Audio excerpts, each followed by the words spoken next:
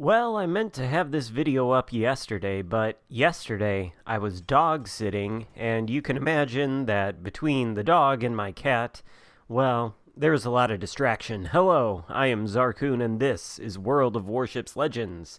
Today, I will be featuring a ship that I don't think I've featured for quite some time now, and that is the Tier 7 Tech Tree Russian Destroyer, Tashkent, the original Tier 7 Russian destroyer Tashkent, and, in my opinion, the superior tech tree Tier 7 Russian destroyer. Since the last time I featured the Tashkent, it received a buff, and this is something I haven't talked about. The buff came in the form of an alternate consumable choice, whereas previously Tashkent was restricted only to the smokescreen generator. Now it has access to the repair party consumable, and this drastically improves the survivability. In fact, I think without this repair party consumable, I probably would not have survived this very battle. And this battle is going to offer us an opportunity to be aggressive and an opportunity to talk about target selection and the reasons we move our ship where we move it. We see an Akatsuki out there, and we see a Friesland out there. So we immediately open up on the Akatsuki. The guns, they're not as accurate as we might like them to be. And the Tashkent, it fulfills the same sort of role as the Khabarovsk, only it has fewer guns and probably a little bit better maneuverability. Akatsuki vanishes, so we open up on the Odin. You can see we're comfortably able to hit him at 13 kilometers. In fact, I believe the range on these guns is 14.3 kilometers with my maximum range Anton Gurin build featuring Rumble as one of his inspirations. I'll leave a screenshot of the build at the end of the video for anybody who might be inclined to try to copy it. It's a build I like running on the Khabarovsk, and I've talked about it before in a video on that ship, but it works just as well on the Tashkent. Odin now is backing off, and that is when the Friesland appears. Now the Friesland, super high DPM, a lot higher than the Tashkents. He could certainly give us a run for our money, but what do we do when we're squaring off against a gunboat with superior firepower? Well, we simply angle away and we start kiting.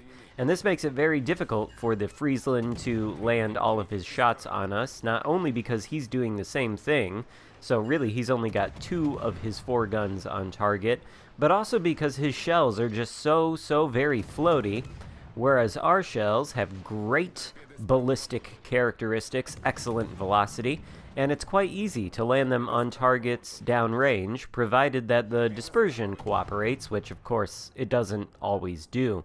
In any case, the Friesland manages to disengage and smoke up, but not before the Colorado takes him down. So the Friesland has been eliminated. As far as we know, it's only an Odin and an Akatsuki out here. We've got a battleship out there to the left of the screen, squaring off against an Odin. We've got another battleship near our base, and we've got a friendly destroyer pushing up as well. So this Odin is essentially, if he chooses to push forward, going to find himself in a little bit of a crossfire. Now, he's going the long way around, and we do have some cruisers running up the center channel of this map, Dos Hermanos, to try to put pressure on our base. Of course, they're going to be stymied, those cruisers, by the 2 battleships in, or maybe, okay, maybe they're dead already. I thought there was a cruiser pushing up in this game. Maybe I'm wrong. In any case, we're pushing out here toward the Odin. One nice thing about the Tashkent that it enjoys over the Khabarovsk is long-range torpedoes, or at least reasonably long-range torpedoes compared to the Khabarovsk's 6 km torpedoes.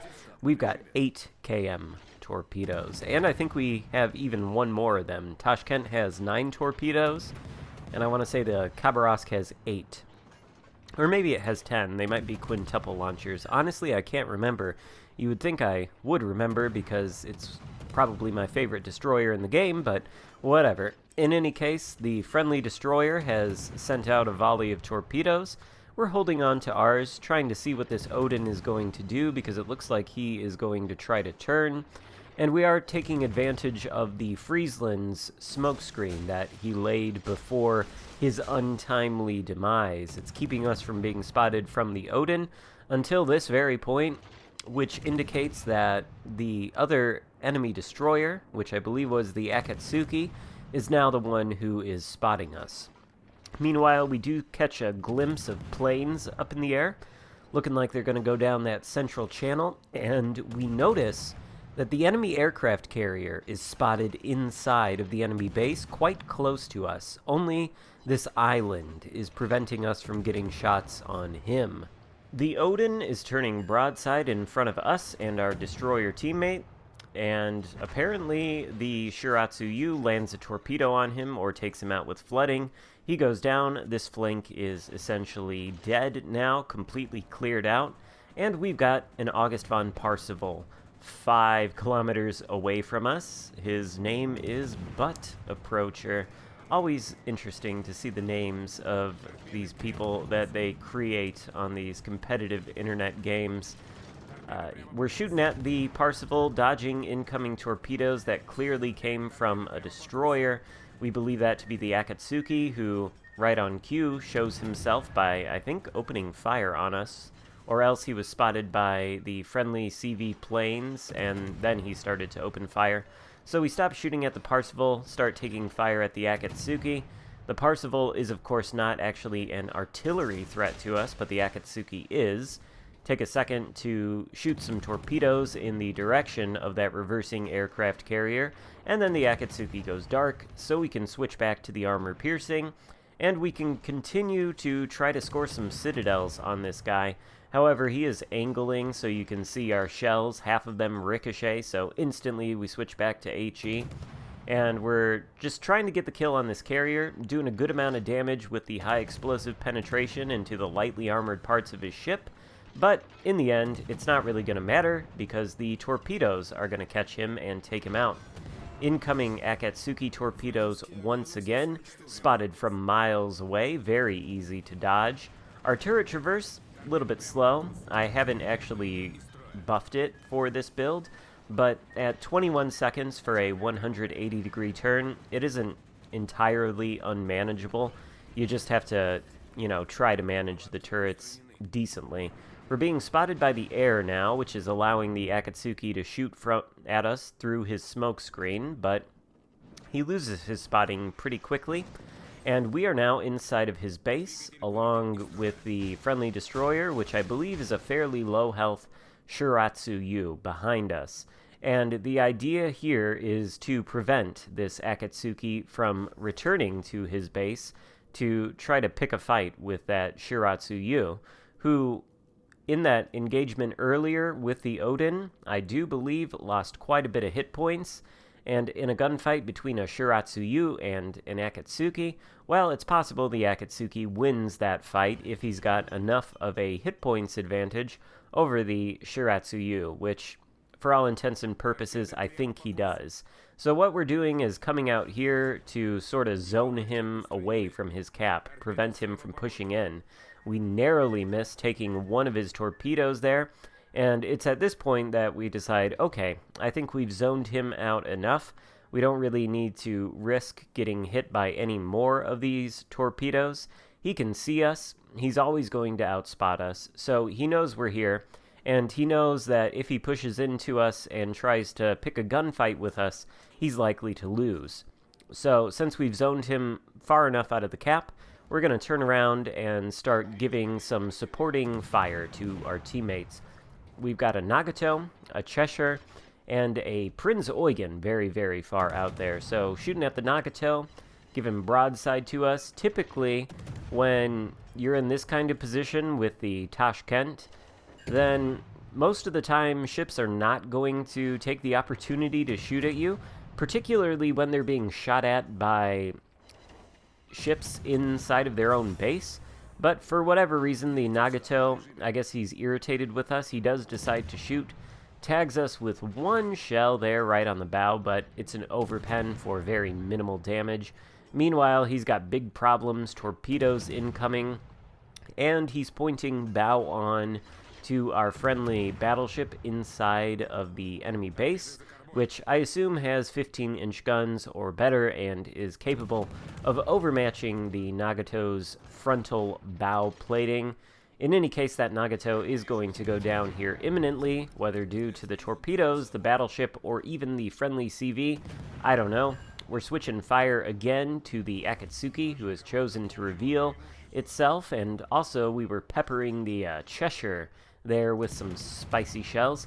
Can't quite seem to hit this Akatsuki. He is quite maneuverable and able to dodge pretty effectively. He goes dark, so once again the Cheshire, who is paying no attention whatsoever to us. Looks like our destroyer teammate is spotted, and he was taking some shots at him. And of course, again, this is why we tried to zone out that Akatsuki, because you can see that Shiratsuyu is on such low health. As long as he was in the base, the enemy wasn't getting points. We didn't really need to be in there, and our utility as a ship is more tied with our ability to pump out damage via the guns than it is to stealthily take a cap, let's just say. The Tashkent isn't really all that much like a destroyer. It's more like a tiny mobile cruiser with no citadel. Torpedoes there on the Cheshire. One tags him on the nose. We get the high caliber metal and a lethal flooding on the Cheshire. He goes down. Akatsuki is next on our list. He takes a big hit from one of our teammates there, and now he's essentially at point-blank range for the Tashkent. It would be very difficult to miss him unless he demonstrated some nice maneuvering as he did there, but eventually we're going to get these shots dialed in, and there's going to be nothing he can do. Tagging him with a shell here and there, but any second here, we're going to get an actual big juicy hit, and there it is, he goes down. That just leaves the Prinz Eugen left, and essentially, this game has been won. The Shiratsuyu, for whatever reason, decided it would be a good idea to leave the base, and so the base is not capped, but all that's left is that Prinz Eugen out there. We've got a battleship in the base, a cruiser pushing forward from our base to prevent the Eugen from going there. And basically, there's almost nothing this Eugen can do to turn around and win the game. Frankly, the least he could do is turn around and come in guns blazing, go down in, a blaze of glory, rather than run away and prolong the game. I'm not trying to pick on this guy or anything, but if you ever find yourself in a situation like this Prinz Eugen, where you've got no hit points left, and you're facing 4 enemy surface ships and an aircraft carrier, there's really no reason for you to run away and try to preserve your hit points. You might as well turn around and come in for the fight. Although one thing can be said about this particular Prinz Eugen as we open fire on him, because why not? Why not try to pad our damage numbers just a little bit? Even if we do die, it's pretty unlikely that this Eugen is going to be able to turn this loss for his team into a win. But one good thing to be said about the Eugen is he's coming very close to landing shots on us, and in fact I think he is going to hit us once or twice more after we acceleration juke that salvo. That's a trick you can use in the Tashkent and the Khabarovsk, but against somebody with good aim, it tends to only work once.